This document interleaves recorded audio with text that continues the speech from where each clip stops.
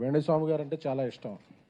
ఎందుకంటే ఎప్పుడన్నా బాగా స్ట్రెస్ ఉంటే ఆయన వీడియోలు నాకు చాలా కామెడీగా అనిపించాయి.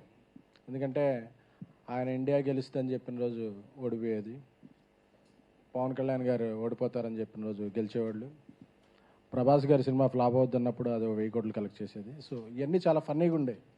అప్పుడప్పుడు యూట్యూబ్లో కామెడీ చేసే స్టార్స్ చాలామంది ఉన్నారు మనకి.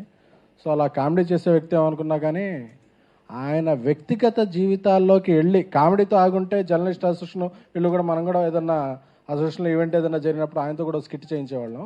బట్ ఆయన వెనకున్నది కామెడీ చేయటం కాదు, ఇతరుల వ్యక్తిగత జీవితాల్లో చొరబడి ఆయన పాపులారిటీ పెంచుకోవటం అనేది